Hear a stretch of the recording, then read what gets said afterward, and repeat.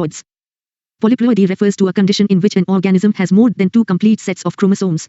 Chromosomes are thread-like structures that carry genetic information in the form of DNA. Most organisms, including humans, are diploid, meaning they have two sets of chromosomes, one inherited from each parent. In polyploidy, there can be three or more sets of chromosomes. Polyploidy can occur naturally or be induced artificially. It is more common in plants than in animals, although polyploid animals do exist. Polyploidy plays a significant role in plant evolution and is often associated with speciation events. It can lead to increased genetic diversity and provide advantages in adapting to changing environments. Polyploids can be classified into two main categories. 1. Autopolyploidy. Autopolyploidy refers to the duplication of the entire chromosome set within a single species. It occurs due to errors during cell division, such as non-disjunction, resulting in the formation of diploid, triploid, tetraploid, or higher-order polyploid individuals. Autopolyploids can arise spontaneously or through the crossing of individuals with different chromosome numbers but from the same species. 2. Allopolyploidy. Allopolyploidy involves the combination of chromosome sets from two or more different species. It occurs when individuals from different species hybridize, and their hybrid offspring double their chromosome number. The resulting allopolyploids may have a combination of traits from both parent species and often display increased vigor and adaptability. Wheat is an example of an allopolyploid, resulting from the hybridization of different grass species. Polyploidy can also be categorized based on the number of chromosome sets. Times triploid, 3 sets of chromosomes. Times tetraploid, 4 sets of chromosomes. Times pentaploid, 5 sets of chromosomes. Times hexaploid, 6 sets of chromosomes. Times octaploid, 8 sets of chromosomes. The classification of polyploids can become more complex as additional sets of chromosomes are added. The genetic and evolutionary consequences of polyploidy can vary depending on the specific organism and the circumstances under which polyploidization occurs. What are the applications of mass selection in self-pollinated crops? Describe its merits and demerits. Mass selection is a plant breeding method commonly used in self-pollinated crops. In this method, plants with desirable traits are selected as parents for the next generation based on their phenotypic characteristics. The selected plants are allowed to freely cross-pollinate, and the seeds from the selected plants are collected to form the next generation. This process is repeated over several generations to improve the overall quality and performance of the crop. Here are the merits and demerits of mass selection in self-pollinated crops. Merits of mass selection. 1. Simplicity. Mass selection is a relatively simple and cost-effective breeding method. It does not require complex techniques or specialized equipment, making it accessible to breeders with limited resources. 2. Genetic diversity. Although mass selection primarily relies on phenotypic selection, it still allows for some genetic diversity. The open pollination involved in the process introduces genetic variation, which can be beneficial for adapting to changing environments. 3. Adaptation. Mass selection is particularly suitable for improving traits related to adaptation, such as stress tolerance, disease resistance, or local adaptation. By selecting plants that perform well under specific environmental conditions, breeders can gradually develop crops with improved adaptation to local environments. 4. Maintenance of homozygosity. Self-pollinated crops tend to naturally become homozygous over generations. Mass selection helps maintain or increase homozygosity for desirable traits, leading to greater uniformity within the crop population. 5. Early selection. With mass selection, breeders can start selecting desirable traits at early stages of plant development, such as during the vegetative or reproductive phase. This allows for faster improvement in traits compared to methods that require longer periods to evaluate and select individual plants. Demerits of mass selection. 1. Limited genetic gain. While mass selection can lead to some improvement in the crop population, the rate of genetic gain achieved through this method tends to be relatively slow compared to other advanced breeding techniques such as hybridization or molecular breeding. 2. Lack of precision. Mass selection primarily relies on the visual assessment of phenotypic traits, which can be subjective and prone to human error. This may result in the selection of plants that possess some undesirable traits, leading to slower progress in improving specific traits. 3. Accumulation of undesirable traits. If selection is based solely on phenotypic characteristics, there is a risk of inadvertently selecting plants that possess undesirable traits not readily visible in the early stages of plant development. These traits may become apparent only after several generations, leading to a loss of genetic potential and necessitating the restart of the breeding process. 4. Inefficient use of resources. Since mass selection involves selecting a large number of plants, it requires substantial time and space for evaluation. This can be resource intensive, especially when working with large crop populations. While mass selection has its limitations, it can still be a valuable breeding method, particularly in self-pollinated crops where other techniques may be more challenging to implement or require more resources. It serves as a foundational approach for many breeding programs and can be combined with other techniques to enhance the efficiency and effectiveness of crop improvement efforts. Define seed quality. Describe the characteristics of a seed which decide its quality. Seed quality refers to the overall suitability and condition of a seed for successful germination, establishment, and crop production. It is an essential factor in determining the potential performance and productivity of a crop. High-quality seeds possess specific characteristics that ensure their viability, vigor, and uniformity. The following characteristics are key indicators of seed quality. 1. Genetic purity. Seed quality is determined by the genetic purity of the seed. It should possess the desired traits and be free from genetic impurities or contamination from other varieties or species. Genetic purity ensures that the resulting plants exhibit the desired characteristics.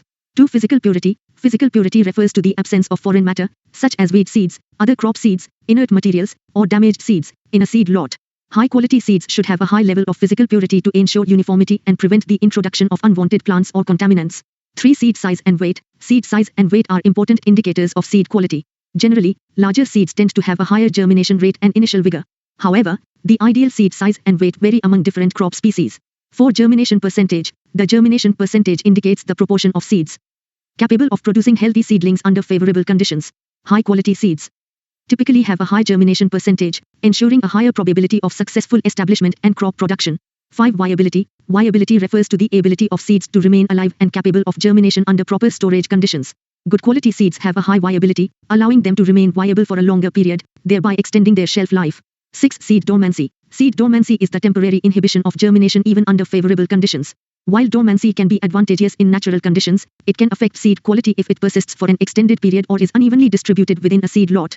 Seeds with reduced dormancy and good synchronization of germination are considered of higher quality. 7. Seed health. Seed health is crucial for quality. Seeds should be free from pathogens, pests, and diseases that can adversely affect germination, seedling vigor, and subsequent crop growth. Seed treatments and proper handling practices help ensure seed health. 8. Seedling vigor. Seedling vigor refers to the robustness and vigor of emerging seedlings. High-quality seeds exhibit strong seedling vigor, enabling quick and uniform emergence, establishment, and early growth, resulting in improved crop performance. 9. Seed coat integrity. The seed coat protects the embryo and endosperm within the seed.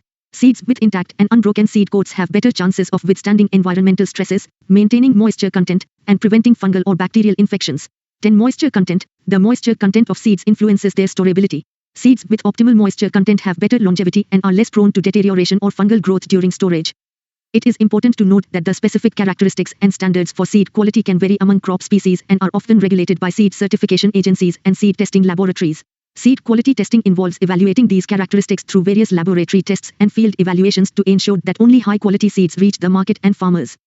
Define metric potential, osmotic potential and turgor potential, and explain their interrelationships with water potential. Metric potential, osmotic potential, and turgor potential are components of water potential, which measures the potential energy of water in a system and determines the direction and movement of water. They are interrelated and collectively contribute to the overall water potential of a plant or soil. 1. Metric potential. Metric potential, also known as capillary potential, is the energy state of water due to its attraction to solid surfaces, such as soil particles or cell walls. It represents the adhesive and cohesive forces between water molecules and solid surfaces. Metric potential is influenced by factors such as soil texture, pore size, and moisture content. It is typically negative, less than 0, because water is held tightly to surfaces and requires energy to be released. The more negative the metric potential, the more tightly water is held and the more difficult it is for plants to extract. 2. Osmotic potential. Osmotic potential, also referred to as solute potential, is the potential energy of water due to the presence of solutes, such as salts or sugars, dissolved in it. Osmotic potential is influenced by the concentration of solutes and is always negative. As solute concentration increases, osmotic potential becomes more negative, resulting in a lower water potential. Osmotic potential determines the movement of water between plant cells or between the soil and plant roots, as water moves from areas of higher water potential to areas of lower water potential. 3. Turgor potential. Turgor potential, also known as pressure potential, is the potential energy of water due to the pressure exerted on the cell walls when the cell is fully hydrated. Turgor pressure is created by the influx of water into plant cells, resulting in cell expansion and firmness.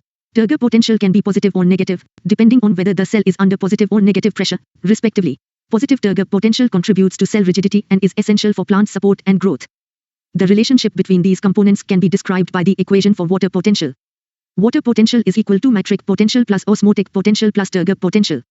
The water potential determines the direction of water movement. Water flows from areas of higher water potential to areas of lower water potential. Therefore, the sum of the metric potential, osmotic potential, and turgor potential represents the total energy available for water movement in plants or soils. In summary, metric potential reflects the energy state of water at solid surfaces, osmotic potential represents the energy state due to solute concentration, and turgor potential accounts for the pressure exerted on cell walls by water. Together, they contribute to the overall water potential and influence the movement and availability of water in plants and soils. Discuss the structure of a plant chromosome and its role in genetic diversity. The structure of a plant chromosome refers to the organization and composition of DNA and associated proteins that make up the chromosome. Plant chromosomes are located in the nucleus of plant cells and carry the genetic information necessary for plant growth, development, and reproduction. They play a crucial role in maintaining and transmitting genetic diversity within plant populations. The key components of a plant chromosome are 1. DNA. DNA, deoxyribonucleic acid, is the primary molecule that carries the genetic information in a plant chromosome. It consists of two strands that are twisted together in a double helix structure. DNA is made up of nucleotides, which contain a sugar, deoxyribose, a phosphate group, and one of four nitrogenous bases, adenine, I, cytosine, C, guanine, G, and thymine, T. The sequence of these bases encodes the genetic instructions for protein synthesis and other cellular functions. 2. Chromatin. Chromatin refers to the complex of DNA and proteins that make up the structure of a chromosome. In the non-dividing, interphase, state of the cell cycle, chromatin is dispersed throughout the nucleus. During cell division, chromatin condenses and becomes visible as distinct chromosomes. The proteins associated with chromatin, such as histones, play a role in packaging DNA and regulating gene expression. 3. Centromere. The centromere is a specialized region of the chromosome that plays a crucial role in chromosome segregation during cell division. It serves as an attachment site for spindle fibers, which are responsible for separating replicated chromosomes into daughter cells. The position and structure of the centromere vary among plant species and can be important for chromosome identification and classification. 4. Telomeres. Telomeres are protective structures found at the ends of chromosomes.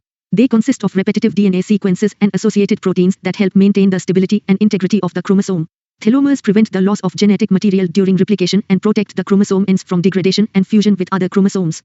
Genetic diversity. Plant chromosomes play a vital role in maintaining and generating genetic diversity within plant populations. Several mechanisms contribute to genetic diversity. 1. Crossing over. During meiosis, the process of cell division that forms gametes, sex cells, chromosomes exchange genetic material through a process called crossing over. This exchange of DNA segments between homologous chromosomes results in the creation of new combinations of genetic information, leading to genetic diversity. 2. Mutations. Mutations are random changes in DNA sequences that can alter the genetic information carried by chromosomes. They can occur spontaneously or be induced by various factors such as radiation or chemical agents. Mutations introduce new genetic variations and can be an important source of genetic diversity. 3. Recombination. Recombination is the reshuffling of genetic material between chromosomes during sexual reproduction. When gametes fuse during fertilization, the genetic information from both parents combines, leading to offspring with unique combinations of genes. 4. Polyploidy. Polyploidy, the presence of more than two sets of chromosomes, can contribute to genetic diversity. It can occur naturally or be induced artificially. Polyploid plants often have increased genetic variation and can display new traits not present in their diploid ancestors. 5. Gene flow. Gene flow, the transfer of genetic material between populations, can occur through pollen or seed dispersal. It introduces new genetic variations and helps maintain genetic diversity within and between plant populations. Plant chromosomes, through their structure and the processes they undergo, are instrumental in preserving and generating genetic diversity in plants. This diversity provides the raw material for adaptation, evolution, and the development of new plant varieties with improved traits and resilience to environmental challenges. Discuss the concept of center of origin of crops and its role in plant breeding. Describe the role of N.I. Vavilov in identifying center of origin of various crops with appropriate examples. The concept of the center of origin of crops, also known as the center of diversity or primary center, refers to the geographical region where a particular crop species originated and diversified over time. It is the area where the wild relatives of cultivated plants are found and where the highest genetic diversity of that crop species exists. The center of origin is significant in plant breeding as it provides valuable genetic resources for developing new crop varieties with improved traits and adapting them to different environmental conditions. Nikolai Vavilov, a prominent Russian botanist and geneticist, made significant contributions to identifying the centers of origin of various crops. Vavilov conducted extensive plant exploration expeditions around the world, collecting and studying a wide range of plant species. His research focused on the diversity of crop plants and the identification of their centers of origin. Through his work, Vavilov developed the theory of Vavilovian centers of diversity, which classifies various regions as centers of origin for specific crops. Vavilov identified several centers of origin for crops, some of which include 1. The Andean center of origin. Vavilov identified the Andean region in South America as the center of origin for many important crops such as potatoes, tomatoes, quinoa, and peppers. The Andes Mountains provided a diverse range of climates and ecological conditions that led to the evolution and diversification of these crops. 2. The Mediterranean center of origin. The Mediterranean region was recognized by Vavilov as the center of origin for numerous crops, including wheat, barley, oats, olives, and grapes. This area is known for its favorable climate and diverse landscapes, allowing for the adaptation and domestication of various important food crops. 3. The Indian center of origin. Vavilov identified the Indian subcontinent as the center of origin for crops such as rice, millets, chickpeas, and eggplant. This region provided ideal conditions for the cultivation and domestication of these crops, which played a crucial role in the development of agriculture in the Indian subcontinent. 4. The Chinese center of origin. Vavilov recognized China as a center of origin for crops such as soybeans, citrus fruits, tea, and various types of vegetables. China's vast geographic and climatic diversity has contributed to the evolution and diversity of these crops. Vavilov's work in identifying the centers of origin of crops was groundbreaking and laid the foundation for understanding the genetic diversity and evolutionary history of cultivated plants. The identification of these centers of origin has had a profound impact on plant breeding and agriculture. By exploring and collecting plant germplasm from these regions, plant breeders can access a wide range of genetic diversity for crop improvement. This genetic diversity can be utilized to develop new crop varieties with improved traits such as disease resistance, drought tolerance, and nutritional quality. Furthermore, the knowledge of centers of origin helps in the conservation and preservation of genetic resources, ensuring the long-term sustainability of crop production and the protection of valuable genetic diversity. What are the factors that affect the longevity of seeds during storage in warehouse? Describe. Several factors influence the longevity, or storage life, of seeds in warehouse. Proper storage conditions are crucial to maintain seed viability and vigor over extended periods. The key factors that affect seed longevity during storage are as follows. 1. Temperature. Temperature plays a significant role in seed storage. Seeds should be stored at cool temperatures to slow down metabolic processes that can lead to deterioration. Generally, lower temperatures, around 5 to 10 degrees Celsius, 41 to 50 degrees Fahrenheit, are optimal for most seeds. High temperatures can accelerate seed aging and reduce storage life. 2. Relative humidity. The relative humidity, RH, of the storage environment affects seed moisture content. Seeds need to be stored at low humidity levels to prevent mold growth and moisture uptake, which can lead to premature germination or seed deterioration. The recommended RH for seed storage is typically below 50%, depending on the seed species. 3. Seed moisture content. The moisture content of seeds at the time of storage is critical.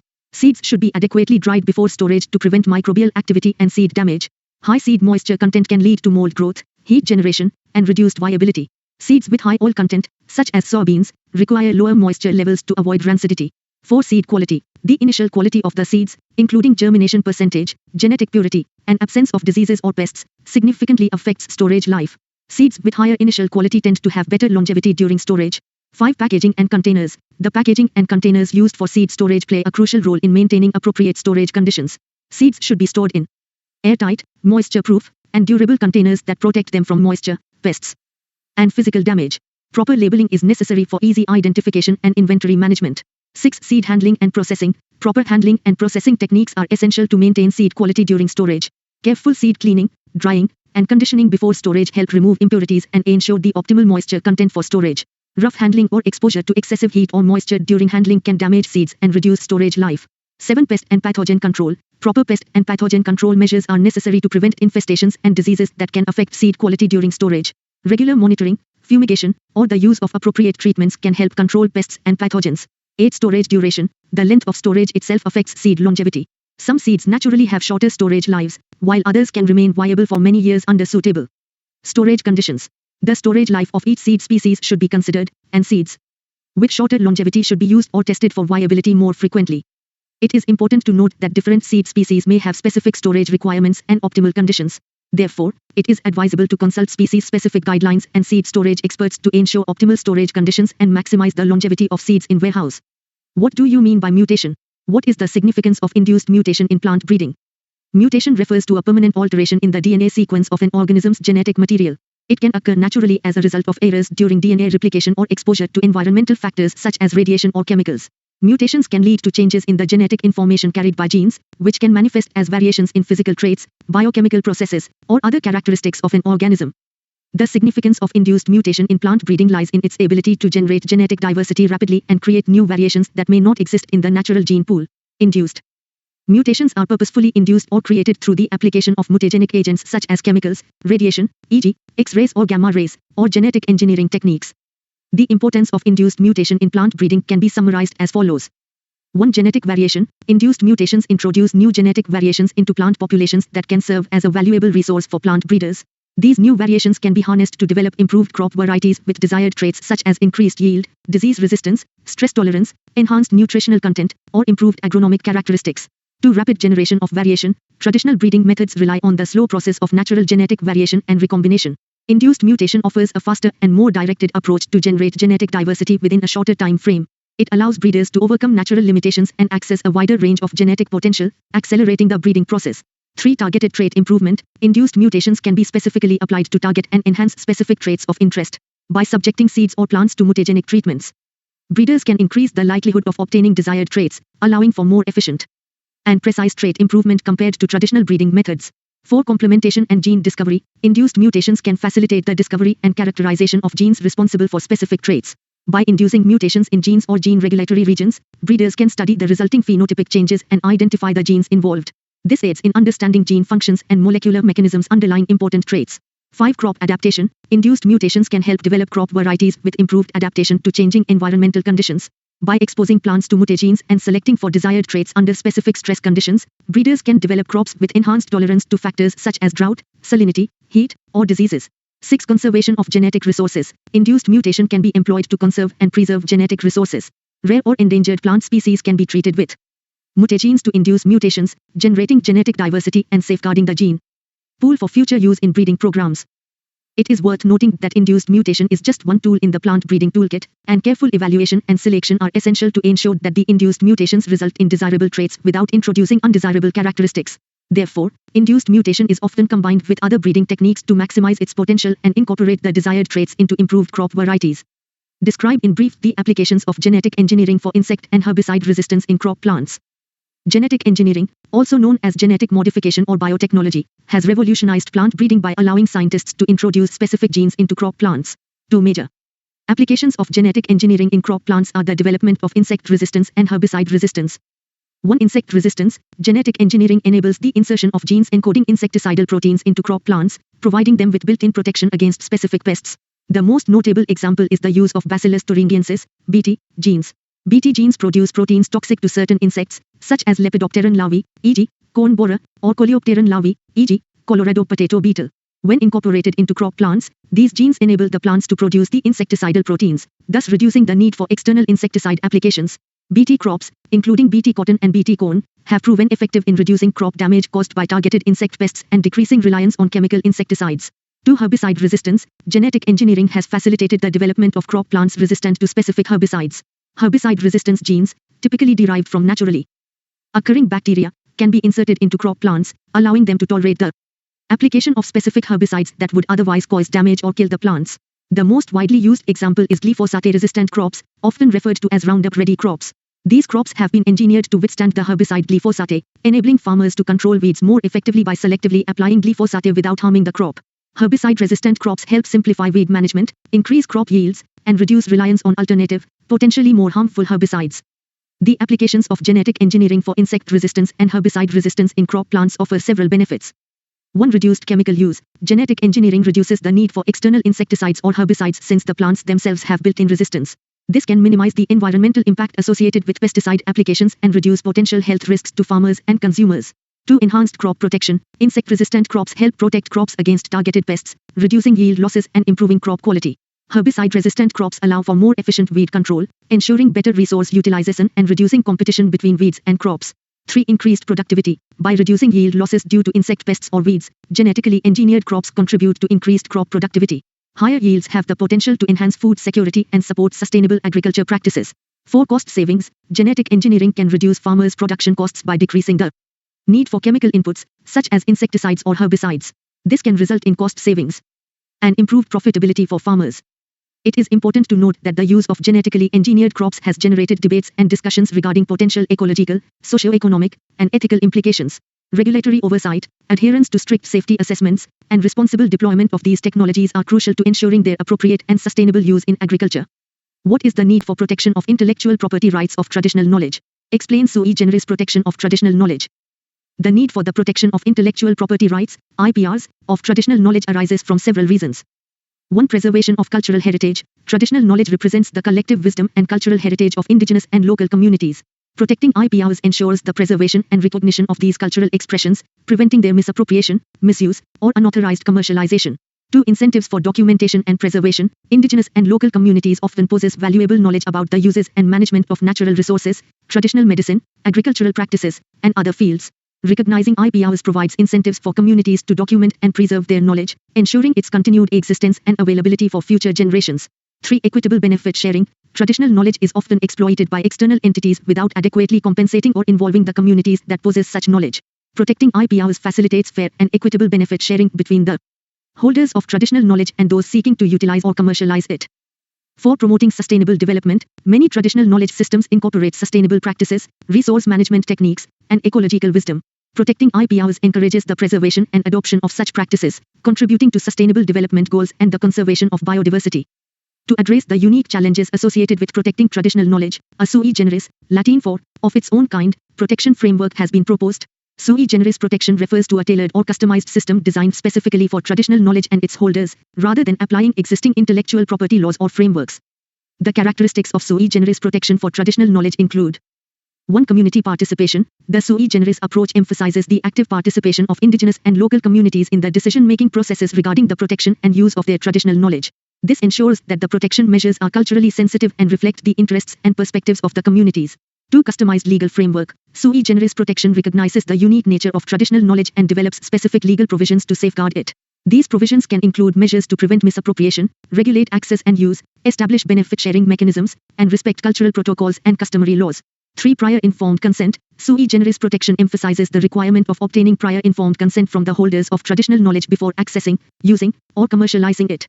This ensures the free, prior, and informed consent of the communities, respecting their rights, values, and customary practices. 4. Benefit sharing. Sui generis systems often incorporate mechanisms to ensure equitable benefit sharing between the holders of traditional knowledge and those utilizing it commercially or for research purposes. This can involve negotiated agreements, royalties, or other forms of compensation to ensure that the communities receive fair economic and non-economic benefits from the use of their knowledge. 5. Traditional knowledge databases. Sui generis protection may include the establishment of databases or registries to document, archive, and manage traditional knowledge. These databases serve as repositories of information, enable traceability, and assist in verifying the origin and ownership of traditional knowledge. The sui generis approach recognizes the importance of protecting traditional knowledge within a framework that respects cultural values, promotes community participation, and ensures equitable benefit sharing. It aims to strike a balance between safeguarding the rights of indigenous and local communities and promoting innovation, development, and conservation efforts. Discuss the mechanisms of absorption and translocation of mineral nutrients in plants. Plants acquire mineral nutrients from the soil to support their growth and development. The processes of absorption and translocation ensure that these essential mineral nutrients are taken up by the roots and distributed throughout the plant. The mechanisms involved in absorption and translocation of mineral nutrients in plants include 1. Absorption at the root surface. Active transport. Plants use active transport to absorb mineral nutrients against a concentration gradient. Membrane transport proteins, such as ATPases, enable the uptake of ions, such as potassium, K+, nitrate, NO3, and calcium, Ca2+, by utilizing energy from ATP hydrolysis. B. Passive diffusion. Some mineral nutrients, such as water and small molecules like carbon dioxide, CO2, oxygen, O2, and nonpolar molecules, can move across the root surface via passive diffusion, driven by concentration gradients. 2. Mycorrhizal associations. Many plants form symbiotic associations with mycorrhizal fungi. These associations extend the root surface area and enhance nutrient uptake.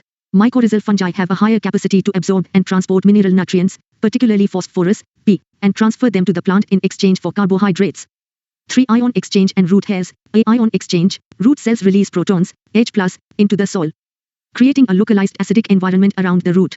This proton release facilitates the exchange of cations, positively charged ions, present in the soil solution, such as potassium, K+, calcium, Ca2+, and magnesium, Mg2+, for hydrogen ions, H+. The cations are then taken up by the roots.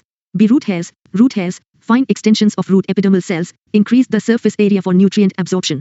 They are particularly important for the uptake of ions such as phosphate, PO43, and nitrate, NO3, which are mainly present in the soil solution. 4. Translocation. A simplistic pathway. Once absorbed by the roots, mineral nutrients can move from cell to cell through plasmodesmata, which are cytoplasmic connections between adjacent plant cells. This pathway, known as the simplistic pathway, allows for movement within the cytoplasm and through the plasmodesmata. B. Apoplastic pathway. In the apoplastic pathway, mineral nutrients move through the cell walls and intercellular spaces of the root tissues without entering the cytoplasm. This pathway relies on the hydrostatic pressure gradient and diffusion. However, at the endodermis, a specialized layer of cells in the root, the Casparian strip blocks the apoplastic movement, forcing the mineral nutrients to cross the plasma membrane and enter the simplistic pathway. C. Xylem and phloem transport. Mineral nutrients are transported through the plant's vascular tissues, the xylem and phloem. In the xylem, water and dissolved mineral nutrients move upward from the roots to the shoots, driven by transpiration and root pressure. In the phloem, organic compounds and some mineral nutrients are transported bidirectionally, enabling movement to different parts of the plant. These mechanisms of absorption and translocation of mineral nutrients ensure the uptake and distribution of essential elements required for plant growth, metabolism, and development. The processes involved are tightly regulated by the plant's physiological and molecular mechanisms to maintain nutrient homeostasis and support optimal plant functioning. Define aneuploidy. Give an account of morphological and cytological functions of aneuploidy, and discuss its application in crop improvement. Aneuploidy refers to a condition in which an organism has an abnormal number of chromosomes, resulting in a deviation from the usual diploid, two sets of chromosomes, or euploid, multiples of the basic chromosome number, state. Aneuploidy can occur when there is a loss or gain of individual chromosomes or specific chromosome segments. Morphological and cytological functions of aneuploidy. 1. Morphological effects. Aneuploidy can lead to noticeable changes in the morphology and phenotype of an organism. These changes can be due to altered gene dosage, disrupted gene interactions, or regulatory imbalances caused by the aberrant number of chromosomes. Aneuploidy can result in a range of phenotypic effects, including changes in plant height, leaf size and shape, flower color, fertility, and other morphological traits. 2. Cytological effects. Aneuploidy affects the organization and behavior of chromosomes during cell division. The presence of an abnormal number of chromosomes can lead to imbalances in gene expression and disrupt normal cellular processes. Aneuploid cells may exhibit alterations in cell size, shape, and chromosomal arrangement, and can often be characterized by increased genetic instability. Applications in crop improvement. Aneuploidy has several applications in crop improvement and plant breeding. 1. Gene mapping and functional genomics. Aneuploidy can be used as a tool for gene mapping and functional genomic studies. By generating aneuploid plants with specific chromosome or chromosomal segment deletions or duplications, researchers can associate specific genetic loci or gene functions with particular traits. This helps in identifying and understanding the roles of individual genes in plant development, growth, and response to environmental stimuli. 2. Induction of genetic variation. Aneuploidy can introduce genetic variation into crop populations, aiding in the development of new crop varieties. Aneuploid plants can be generated through hybridization, chromosomal manipulation, or chemical or physical mutagenesis. The resulting aneuploid individuals can exhibit novel phenotypic traits or combinations of traits that may be of value for crop improvement. 3. Chromosome engineering and introgression. Aneuploidy can facilitate chromosome engineering and introgression of desirable genes from wild relatives or unadapted germplasm into cultivated crops. By incorporating specific chromosomes or chromosomal segments from wild or related species, breeders can introduce beneficial genes, such as disease resistance genes or genes for stress tolerance, into crop varieties. 4. Polyploidization. Aneuploidy can contribute to polyploidization, the process of increasing the chromosome number in plants.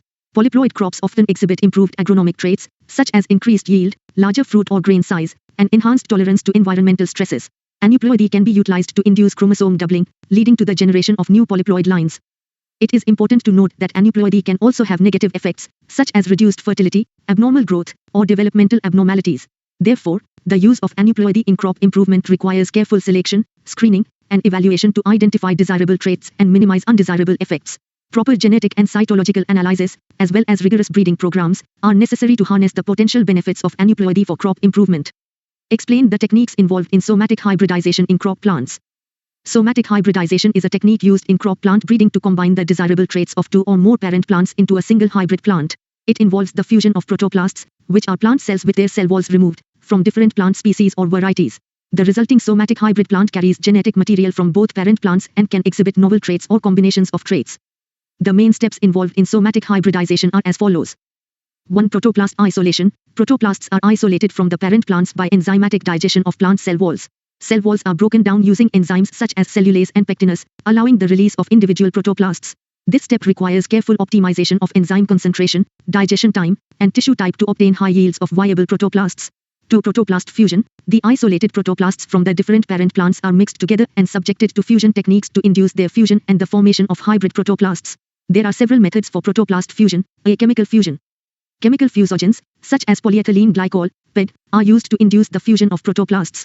PEG increases the protoplast's membrane permeability, allowing their fusion and subsequent cell wall regeneration.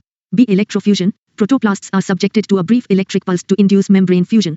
An electric field disrupts the protoplast membranes, and upon removal of the electric field, the membranes reseal, resulting in fused protoplasts. C. Protoplast co-cultivation. In some cases, protoplasts from one parent plant are fused with another parent plant's intact cells. These intact cells serve as helper cells and facilitate the fusion and regeneration of the hybrid protoplasts. 3. Selection and regeneration. Following fusion, the hybrid protoplasts are cultured under specific conditions to promote their growth and development into whole plants. During this phase, selective agents such as antibiotics or herbicides may be incorporated into the culture media to inhibit the growth of non-fused protoplasts or cells. This step helps select for successfully fused protoplasts and increases the chances of obtaining hybrid plants. For plant regeneration, the fused protoplasts that survive the selection process are induced to undergo cell division and differentiation to form callus tissue. This callus tissue is then stimulated to regenerate into whole plants using appropriate hormonal treatments and culture conditions. The regenerated plants are typically screened to confirm their hybrid nature using molecular markers or other techniques. 5. Hybrid plant verification. After plant regeneration, the somatic hybrid plants are verified to confirm their hybrid nature and assess the extent of genetic recombination. Molecular markers, cytological techniques, or other genetic analysis can be employed to confirm the presence of genetic material from both parent plants. Somatic hybridization has been successfully applied in crop breeding to combine desirable traits from different plant species or varieties that are difficult to cross using conventional breeding techniques. It allows for the transfer of specific genes or traits between unrelated plants, expanding the genetic diversity and potential for crop improvement. However, somatic hybridization requires careful optimization and expertise to overcome challenges such as protoplast isolation, fusion efficiency, and regeneration protocols for different plant species. Give a detailed account of sucrose metabolism in plants. Sucrose metabolism plays a crucial role in plants as it is a major transport and storage form of carbohydrates. Sucrose is synthesized in the leaves during photosynthesis and transported to various plant tissues for energy production, growth, and storage. The process of sucrose metabolism involves several enzymatic reactions and transport processes. Here is a detailed account of sucrose metabolism in plants. 1. Sucrose synthesis. Times photosynthesis. In the leaves, sucrose is synthesized through the process of photosynthesis. During photosynthesis, plants capture energy from sunlight and convert carbon dioxide, CO2, and water, H2O, into glucose, a hexose sugar, through a series of enzymatic reactions in the chloroplasts. Times sucrose phosphate synthase, SPS glucose 6-phosphate, a product of photosynthesis, is converted into sucrose 6-phosphate by the enzyme SPS. Times sucrose synthase, sucrose 6-phosphate is then converted into sucrose by the enzyme sucrose synthase. This reaction involves the transfer of a glucose moiety from sucrose 6-phosphate to UDP glucose, forming sucrose and UDP. 2. Sucrose transport. Times loading into the phloem. Once synthesized in the leaves, sucrose is transported from source tissues, such as leaves, to sink tissues, such as roots, developing fruits, or storage organs. This process occurs through specialized cells called sieve elements, which form part of the phloem tissue. Times symplastic and apoplastic pathways. Sucrose can move through both the symplastic pathway, moving through plasmodesmata, interconnecting channels between cells, and the apoplastic pathway, moving through the cell walls and intercellular spaces. The precise mechanism of sucrose loading into the phloem varies depending on the plant species. 3. Sucrose breakdown. Times sucrose cleavage. Once transported to sink tissues, sucrose is cleaved into glucose and fructose by the enzyme invertase, sucrose synthase. This process provides readily available sugars for energy production and biosynthetic processes within the plant. Times hexokinase and fructokinase. The glucose and fructose produced from sucrose cleavage can be phosphorylated by hexokinase and fructokinase, respectively, to enter various metabolic pathways within the plant, such as glycolysis or storage as starch. 4. Sucrose storage. Times starch synthesis. In some tissues, excess sugars derived from sucrose breakdown are converted into starch for storage. Starch is a polymer of glucose units and serves as a long-term energy reservoir in plant tissues. Times storage organs. Sucrose is often transported to storage organs such as tubers, bulbs, or seeds, where it is converted into starch or other storage compounds for future use. 5. Sucrose degradation. Times sucrose synthase. In some instances, sucrose can be hydrolyzed by sucrose synthase to provide glucose and fructose for immediate energy needs or biosynthesis. Times invertase. Invertase enzymes can also break down sucrose into glucose and fructose, facilitating rapid sugar utilization. It is important to note that the regulation of sucrose metabolism is tightly controlled by various factors, including hormonal signals, light conditions, and the energy demands of different plant tissues. Sucrose metabolism is a dynamic process that ensures the efficient utilization and distribution of carbohydrates throughout the plant, supporting growth, development, and survival. Enlist and explain the symptoms of plant diseases which disrupt the photosynthesis function. Plant diseases can have detrimental effects on the photosynthesis function, disrupting the plant's ability to generate energy and impairing its growth and overall health. Here are some common symptoms of plant diseases that affect photosynthesis. 1. Chlorosis. Chlorosis refers to the yellowing or whitening of plant tissues due to decrease in chlorophyll content. Diseases such as viral infections, nutrient deficiencies, or fungal pathogens can disrupt chlorophyll production or degrade existing chlorophyll molecules, resulting in reduced photosynthetic capacity. Chlorotic leaves are unable to capture sunlight effectively, leading to a decline in photosynthesis. 2. Necrosis. Necrosis refers to the death or deterioration of plant tissues. In some cases, diseases caused by pathogens, such as fungi or bacteria, can lead to necrotic lesions on leaves or other plant parts. These necrotic areas lose their photosynthetic capacity, resulting in reduced energy production. 3. Leaf spotting. Leaf spotting diseases caused by pathogens like fungi or bacteria can lead to the formation of spots or lesions on leaves. These spots often disrupt the arrangement of chloroplasts and decrease chlorophyll synthesis, limiting photosynthesis. As a result, the affected areas may exhibit reduced photosynthetic activity and appear as dead or brown patches. 4. Reduced leaf area. Some diseases, such as powdery mildew or rust, can cause stunted growth and reduced leaf size. This reduction in leaf area directly impacts the plant's photosynthetic capacity, limiting its ability to capture sunlight and synthesize carbohydrates. 5. Stunted growth. Many plant diseases can cause general stunting or dwarfing of the affected plants.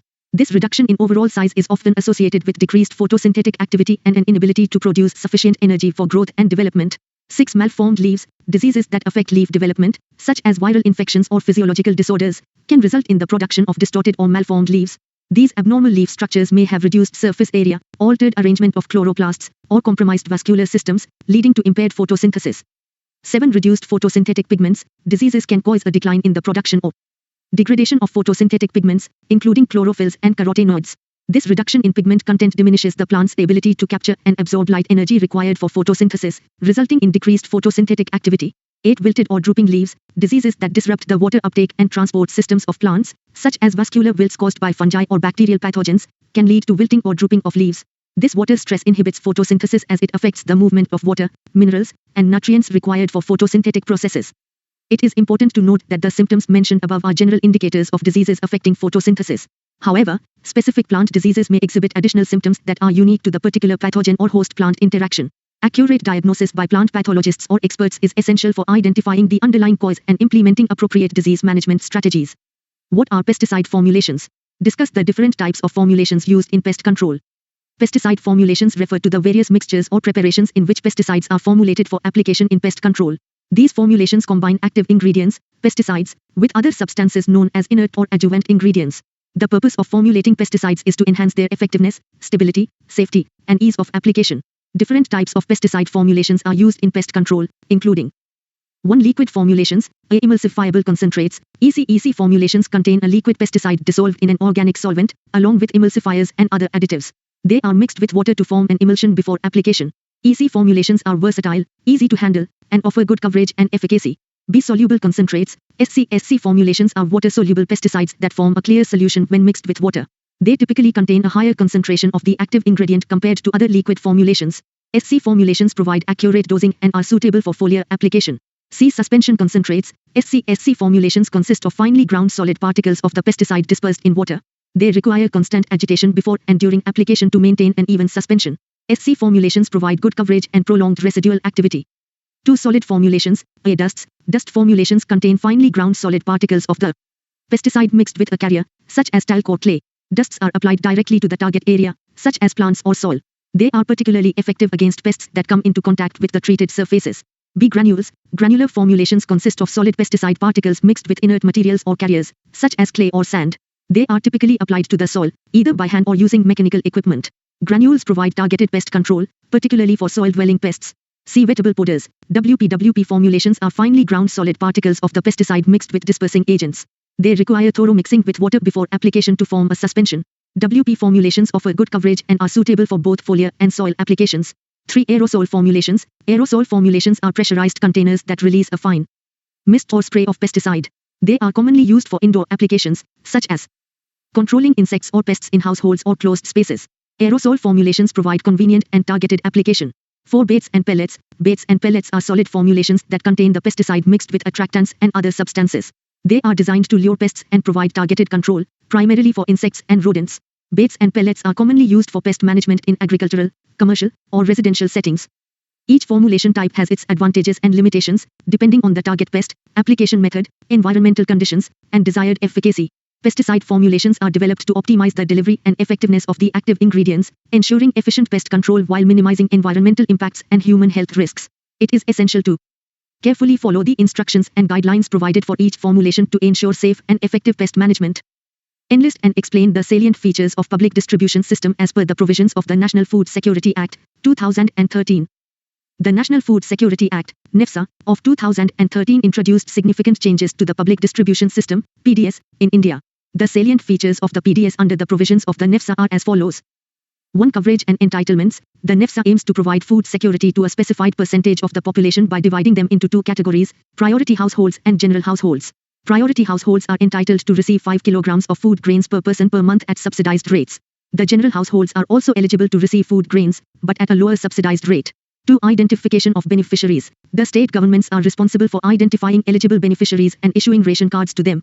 The ration cards act as proof of identity and entitlement to receive subsidized food grains through the PDS. Efforts are made to include vulnerable groups such as pregnant women, lactating mothers, children, and the elderly. 3. Targeted Public Distribution System, TPDS. The PDS under the NEFSA is implemented through a targeted approach, aiming to provide food grains to the identified beneficiaries. It seeks to ensure that subsidized food grains reach those who need them the most. 4. Fair price shops. FPS. Fair price shops play a crucial role in the distribution of food grains under the PDS. Each fair price shop is required to display information about the entitlements, prices, and quantity of food grains available. Technology is increasingly being used to improve transparency, accountability, and efficiency in the functioning of fair price shops. 5 Reforms in procurement and distribution. The NEFSA emphasizes the need for procurement of food grains from farmers at minimum support prices, MSP, to ensure their economic well-being. It also emphasizes decentralized procurement and storage to reduce transportation costs and ensure timely distribution. 6 Nutritional support. The NEFSA recognizes the importance of nutritional support for vulnerable groups. It mandates the provision of supplementary nutrition to pregnant and lactating women, children in the age group of 6 months to 6 years, and malnourished children. 7 Grievance redressal mechanism. The NEFSA emphasizes the establishment of a robust grievance redressal mechanism. It aims to ensure that beneficiaries have access to an effective system for addressing complaints related to the PDS. 8 Transparency and accountability. The NEFSA promotes transparency and accountability in the functioning of the PDS. It mandates the regular disclosure of information related to the PDS, including details of beneficiaries, entitlements, and distribution. The NEFSA aims to improve food security and address hunger and malnutrition by strengthening the PDS. It seeks to provide affordable and adequate food grains to eligible households and ensure their access to essential nutrition. The effective implementation of the NEFSA requires coordination and cooperation among central and state governments, as well as efforts to address challenges such as leakages, targeting errors, and logistical issues. Enlist and explain the efforts of the Government of India in streamlining the current levels of poverty.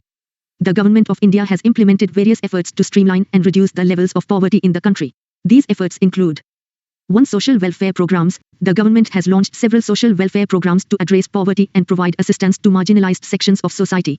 Some prominent programs include the Mahatma Gandhi National Rural Employment Guarantee Act, MNREGA, which provides guaranteed employment and income to rural households, and the National Rural Livelihood Mission, NRLM, which focuses on promoting self-employment and livelihood opportunities for the rural poor.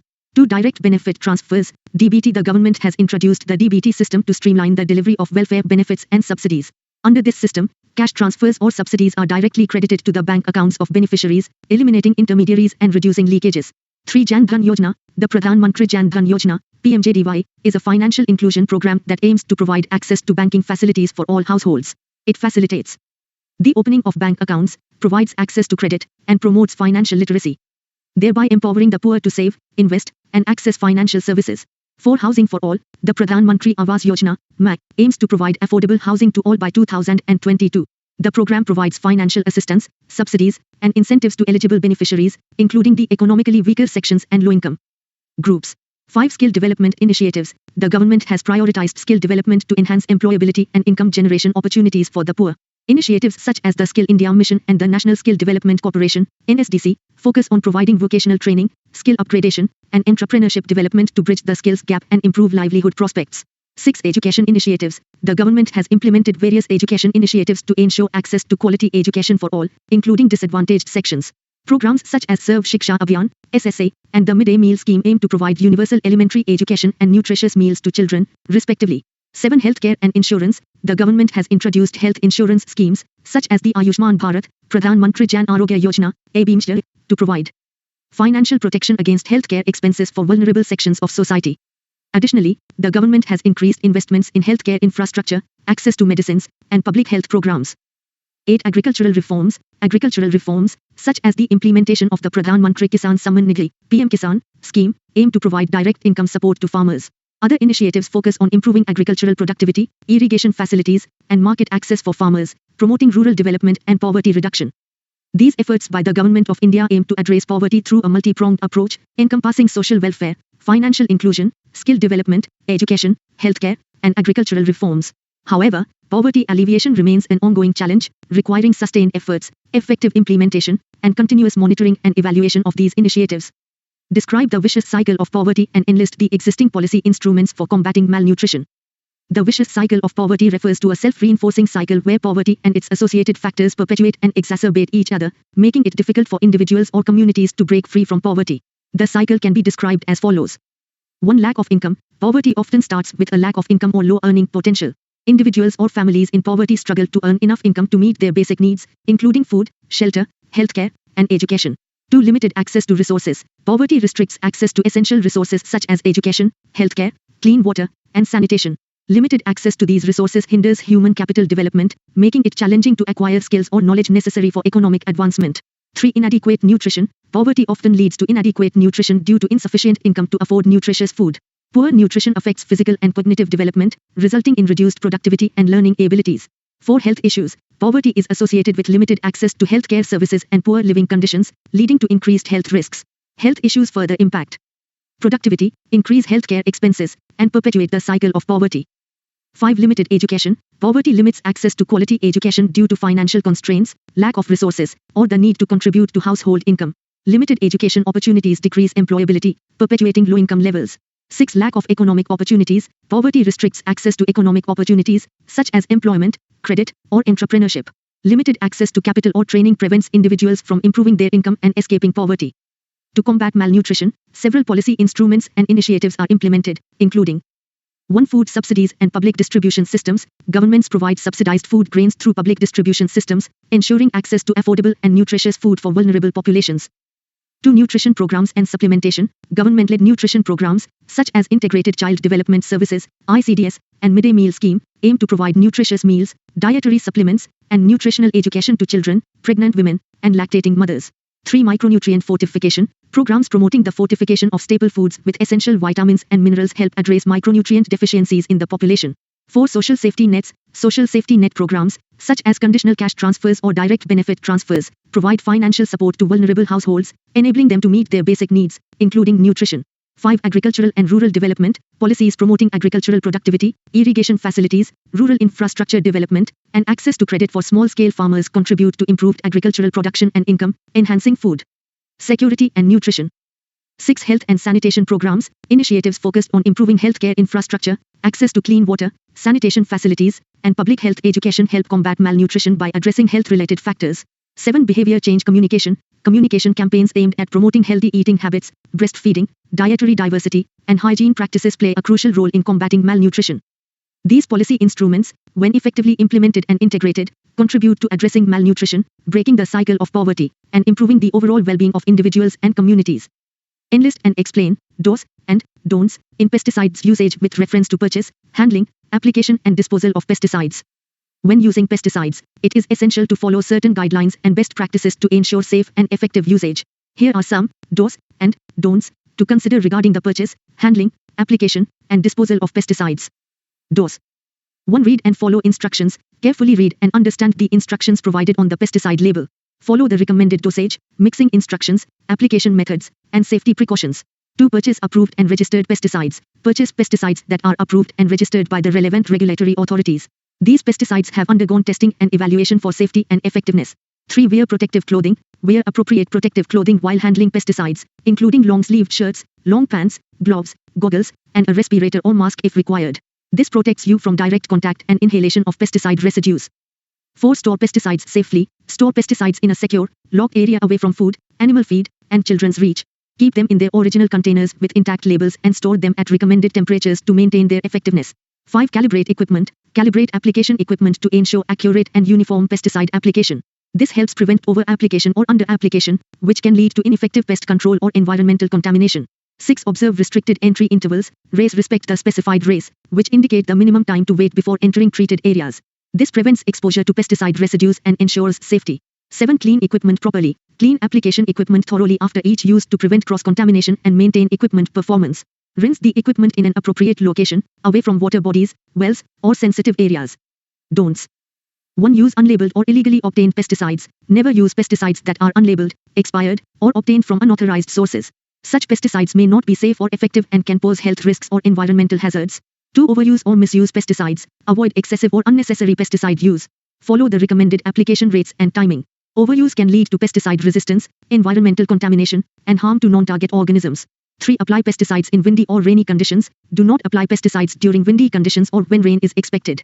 Wind can cause drift, spreading the pesticide to unintended areas. Rain can wash away the pesticide before it has a chance to work effectively. 4. Dispose of pesticide containers improperly. Do not dispose of pesticide containers inappropriately. Follow local regulations for container disposal, which may include rinsing and puncturing containers to render them unusable or returning them to authorized collection points. 5. Store pesticides near food or water sources. Avoid storing pesticides near food, water sources, or areas prone to flooding. This prevents accidental contamination and potential health risks. 6. Smoke, eat, or drink while handling pesticides. Refrain from smoking, eating, or drinking while handling pesticides. These actions can lead to accidental ingestion or exposure to harmful residues. 7. Dump pesticides or pesticide waste. Never dump excess pesticides or pesticide waste into drains, water bodies, or the environment. Properly dispose of unused pesticides and pesticide waste through authorized disposal methods or collection programs. Following these do's and don'ts promotes safe and responsible pesticide usage, reducing risks to human health, the environment, and non-target organisms. It is essential to consult local regulations and guidelines specific to your region when using pesticides. Define biotic stress in plants. Explain the role of salicylic acid in a plant's response to biotic stress. Biotic stress in plants refers to the adverse effects caused by living organisms such as pathogens, disease-causing microorganisms, pests, and weeds. These organisms can directly damage plant tissues or disrupt normal physiological processes, leading to reduced growth, yield loss, and even plant death. Biotic stress poses a significant challenge to crop productivity and requires effective defense mechanisms from plants to combat the invading organisms. Salicylic acid, SA, is a plant hormone and a key signaling molecule involved in the plant's response to biotic stress, particularly against pathogens. Here is how salicylic acid functions in a plant's defense response. 1. Inducing defense responses. When a plant encounters biotic stress, it triggers a complex signaling network, and salicylic acid plays a crucial role in initiating defense responses.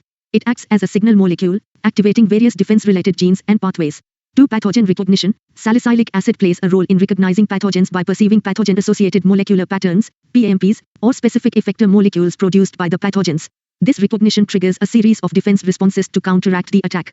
3. Systemic acquired resistance. SAR. Salicylic acid is involved in the development of systemic acquired resistance, SAR. SAR is a long-lasting defense response that occurs not only at the site of infection but also in distant parts of the plant. It provides a heightened state of defense against a wide range of pathogens.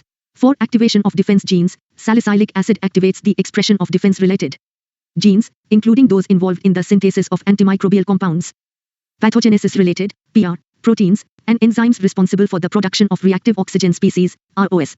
These compounds and proteins help inhibit pathogen growth and limit the spread of infection. 5. Cell death and hypersensitive response. In some cases, when a plant detects a highly virulent pathogen, salicylic acid signaling can induce programmed cell death in the infected cells, known as the hypersensitive response, HR. HR helps contain the pathogen by sacrificing infected cells and preventing the spread of infection to neighboring tissues. 6. Crosstalk with other hormones. Salicylic acid interacts with other plant hormones, such as jasmonic acid, JA, and ethylene, in a complex network of signaling pathways. The balance and interplay of these hormones influence the defense response against specific types of biotic stress. 7. Priming defense responses. Salicylic acid can also prime plant defenses, enabling a faster and stronger response upon subsequent pathogen attacks. It enhances the readiness of plants to defend against biotic stress and enhances the efficacy of defense mechanisms. Overall, salicylic acid plays a central role in coordinating and regulating plant defense responses against biotic stress. Its involvement in pathogen recognition, activation of defense genes, induction of systemic acquired resistance, and interplay with other hormones make it a crucial component of a plant's defense arsenal. Understanding the mechanisms of salicylic acid-mediated defense responses can help in the development of strategies for enhancing plant resistance to biotic stress and improving crop productivity. Enlist the different commercial flowers cultivated on a large scale for cut flower trade. Briefly discuss the factors affecting the keeping quality of cut flowers and the remedies. There are several commercial flowers that are cultivated on a large scale for the cut flower trade. Some of the commonly grown commercial flowers include 1. Roses. Rosa spp. Roses are one of the most popular and widely cultivated flowers for the cut flower industry due to their beauty, fragrance, and long vase life. 2. Carnations. Dianthus caryophyllus. Carnations are known for their variety of colors and long-lasting blooms, making them a favored choice for cut flower arrangements. 3. Gerbera daisies. Gerbera spp. Gerbera daisies are vibrant, large-flowered flowers that are highly sought after in the cut flower market due to their colorful petals and long vase life. 4. Lilies. Lilium spp. Lilies are elegant and fragrant flowers that are cultivated on a large scale for the cut flower trade. They come in various colors and have a good vase life. 5. Chrysanthemums. Chrysanthemum spp. Chrysanthemums are popular for their diverse range of colors, shapes, and sizes. They have a long vase life, making them suitable for the cut flower industry. 6. Alstroemeria. Alstroemeria spp. Alstroemeria, also known as Peruvian lilies, are prized for their delicate petals and long vase life. They come in various colors and are often used in floral arrangements. Factors affecting the keeping quality of cut flowers.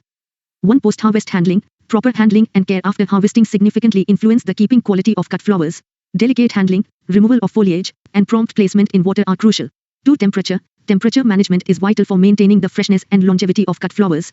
Most flowers have specific temperature requirements, and keeping them at the recommended temperature range can extend their vase life. 3. Water quality. The quality and cleanliness of water used to hydrate cut flowers are important. Clean, pH-balanced water with suitable preservatives or flower food can enhance the vase life of flowers. 4. Ethylene sensitivity. Ethylene gas, a natural plant hormone, accelerates flower senescence. Some flowers, like carnations, are particularly sensitive to ethylene, and exposure to even trace amounts can shorten their vase life. 5. Microbial growth. bacteria and fungi in water can clog the flower's vascular system, hindering water uptake and leading to premature wilting. Proper sanitation and use of antimicrobial agents can minimize microbial growth. Remedies for enhancing keeping quality. 1. Pre-treatment. Many flowers benefit from pre-treatments, such as conditioning with a floral preservative or dipping the cut ends in hot water for a short duration. These treatments can enhance water uptake and reduce microbial growth. 2. Hydration. Prompt placement of cut flowers in clean water after harvest is essential to prevent dehydration. Hydration solutions containing floral preservatives can prolong vase life by providing necessary nutrients. 3. Regular water changes. Changing the water every 1 to 2 days helps prevent microbial growth and maintains water freshness. Before each water change, recut the stems at an angle to enhance water uptake. 4. Storage conditions. Proper storage at the recommended temperature and humidity levels can extend the shelf life of cut flowers. Cold storage or refrigeration is commonly used for certain flower types. 5. Ethylene inhibitors. The use of ethylene inhibitors or anti-ethylene compounds can help delay the effects of ethylene, prolonging the vase life of ethylene-sensitive flowers. By adhering to proper post-harvest handling practices and implementing remedies to address specific factors, the keeping quality and vase life of cut flowers can be significantly improved, ensuring their freshness and appeal in the cut flower trade. Discuss photorespiration. What is the relationship between photorespiration and photosynthesis? Photorespiration is a metabolic process that occurs in plants when there is a high ratio of oxygen to carbon dioxide, O2, in the leaf's environment. It is a side reaction that competes with the primary process of photosynthesis and can have negative impacts on plant productivity. Photorespiration primarily takes place in the chloroplasts and paroxysms of plant cells. The process of photorespiration involves several enzymatic reactions. One of the key reactions is the oxygenation of ribulose 1,5-bisphosphate, RuBP, which is a molecule involved in the carbon fixation step of photosynthesis. This oxygenation reaction is catalyzed by the enzyme ribulose 1,5-bisphosphate carboxylase oxygenase, RuBisco, which is responsible for fixing carbon dioxide, CO2, during photosynthesis. When the concentration of oxygen is high relative to carbon dioxide, RuBisco can mistakenly bind oxygen instead of CO2, resulting in the formation of a 2-carbon compound called phosphoglycolate. Phosphoglycolate is then converted into a 3-carbon compound called glycolate through a series of reactions that occur in the paroxysms and mitochondria. The glycolate produced in photorespiration is eventually transported back to the chloroplasts, where it undergoes further enzymatic reactions collectively known as the glycolate salvage pathway. This pathway converts glycolate back into a usable carbon compound, primarily glycerate, which can be re-entered into the Calvin cycle, the primary pathway of carbon fixation in photosynthesis, and ultimately converted into sugars.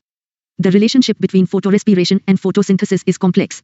While photorespiration is a wasteful process that consumes energy and reduces the overall efficiency of photosynthesis, it is also considered to have some beneficial functions. These functions include the detoxification of harmful metabolic byproducts, the maintenance of redox balance, and the prevention of the buildup of potentially toxic metabolites. Furthermore, photorespiration can play a role in conserving carbon and nitrogen resources within the plant. The recycling of glycolate and glycerate through the glycolate salvage pathway allows plants to recover a portion of the carbon initially lost during photorespiration. This recycling process helps mitigate the negative impacts of photorespiration on plant growth and development. Overall, photorespiration represents an evolutionary relic and is more prevalent in plants adapted to environments with high temperatures, intense light, or low carbon dioxide concentrations. Some plants, such as C4 plants and CAM plants, have evolved specialized mechanisms to minimize the occurrence of photorespiration and enhance their photosynthetic efficiency under stressful conditions. Enlist and explain the issues and challenges in the growth of food processing industry in India. The food processing industry in India faces various issues and challenges that affect its growth and development. Some of the prominent issues and challenges include 1. Infrastructure. Inadequate infrastructure, including transportation, cold storage, and warehousing facilities, poses challenges in maintaining the quality and freshness of agricultural produce. Insufficient infrastructure hampers the efficient supply chain management and increases post-harvest losses. 2. Supply chain management. The food processing industry relies heavily on a robust and efficient supply chain. However, the fragmented nature of the agricultural sector, lack of integration, and limited coordination among various stakeholders make it challenging to ensure timely availability of quality raw materials.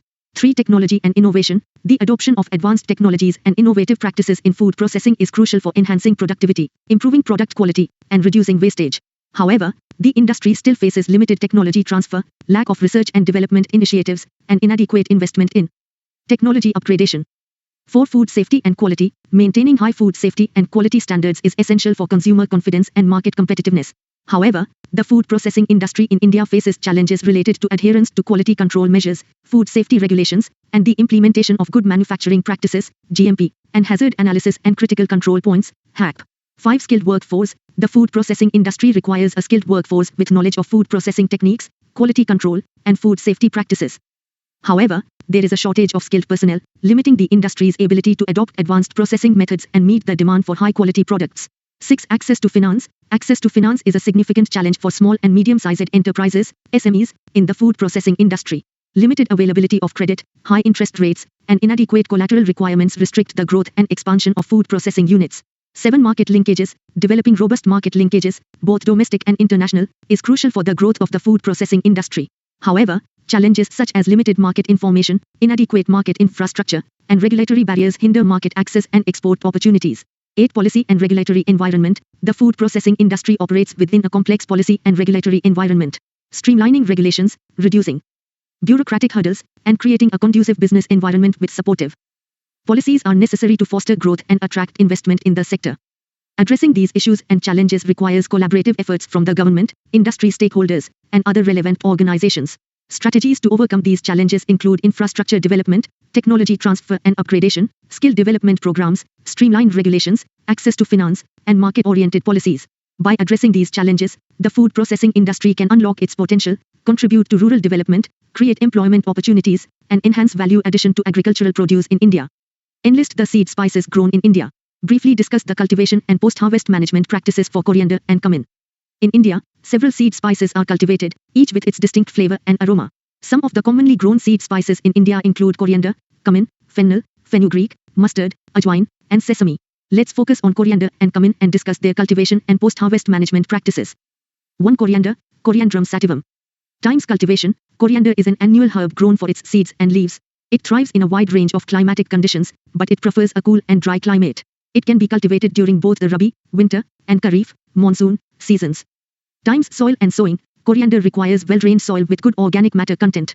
It is sown directly in the field, with the optimal sowing depth being 2 to 3 cm. The seeds germinate within 7 to 10 days. Times irrigation and weed control. Adequate irrigation is crucial for coriander cultivation, especially during the establishment phase. Regular weeding is essential to prevent weed competition and ensure the healthy growth of coriander plants. Times harvesting and post-harvest management. Coriander seeds are harvested when the plants turn yellowish-brown, and about 70 to 80% of the fruits on the umbels are dry. The plants are cut and dried in well-ventilated areas to reduce moisture content.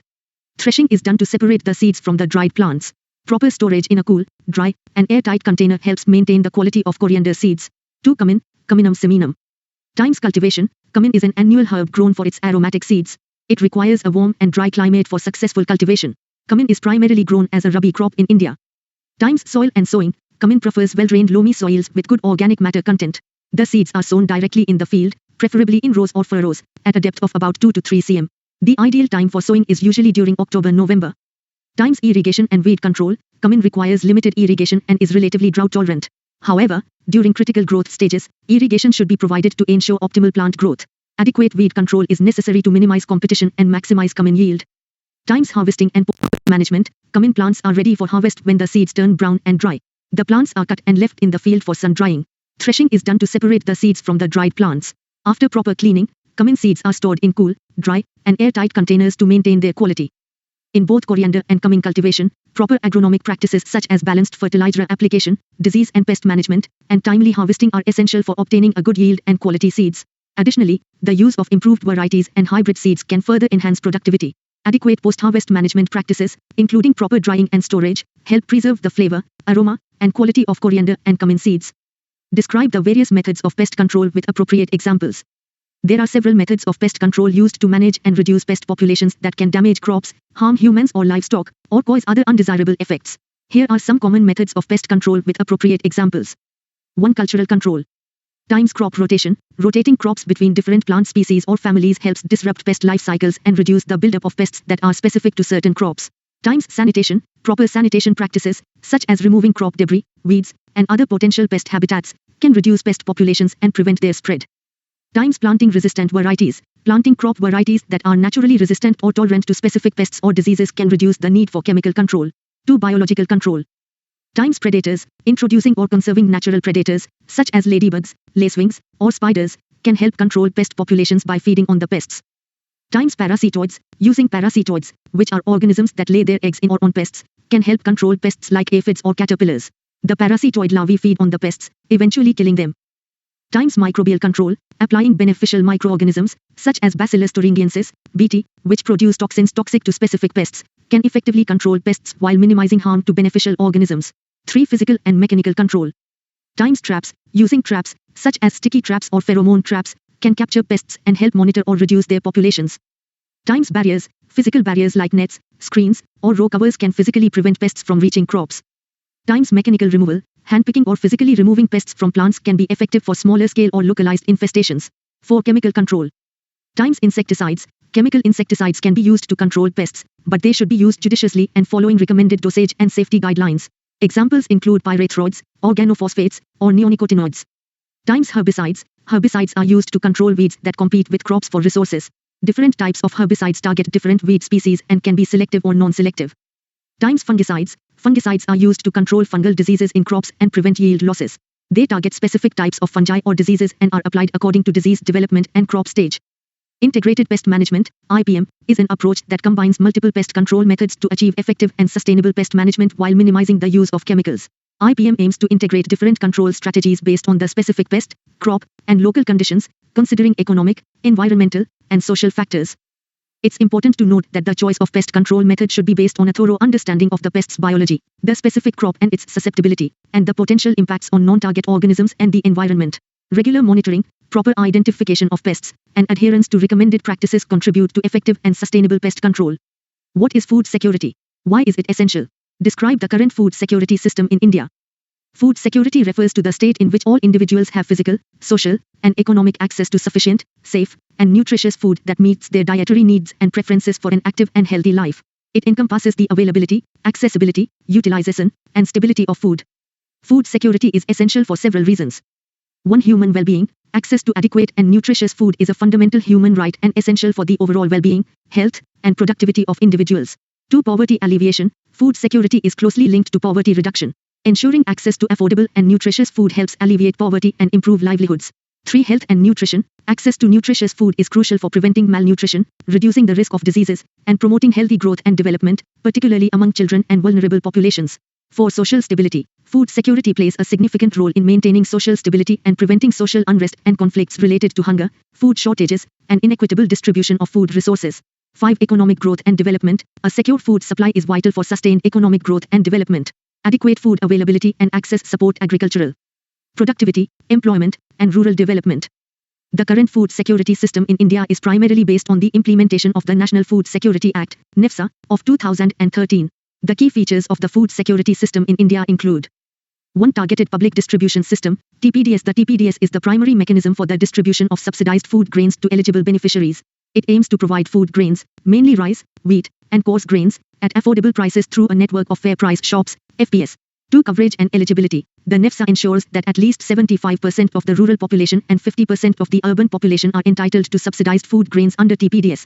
Priority households, including vulnerable sections such as below poverty line, BPL, families, Antyodaya Anna Yojana, AAY, households, and eligible households under the midday meal scheme, are covered. 3. Identification of beneficiaries. Beneficiaries under NFSA are identified through the socio-economic census, which helps in determining the eligible households for availing subsidized food grains. 4. Food subsidy. The government provides a significant subsidy on food grains distributed through TPDS. This subsidy ensures affordable prices for eligible beneficiaries, reducing the burden of food expenses on vulnerable households. 5. Maternal and child welfare. The NFSA also includes provisions for nutritional support to pregnant women and lactating mothers through the Integrated Child Development Services, ICDS, and the provision of hot-cooked meals to children under the midday meal scheme in schools. 6. Technology-based reforms. The government has introduced technology-based reforms, such as Aadhaar-based biometric authentication, to ensure transparency, minimize leakage, and improve efficiency in the delivery of food grains through TPDS. Despite the food security system in place, challenges persist, including issues of leakages, inefficiencies in targeting, inadequate infrastructure, and regional disparities. The government continues to work on improving the system by addressing these challenges and implementing reforms to enhance the effectiveness of food security programs. Overall, the current food security system in India, through the NFSA and TPDS, aims to ensure the availability of subsidized food grains to eligible households, alleviate hunger, and improve the nutritional status of the population, particularly the vulnerable sections.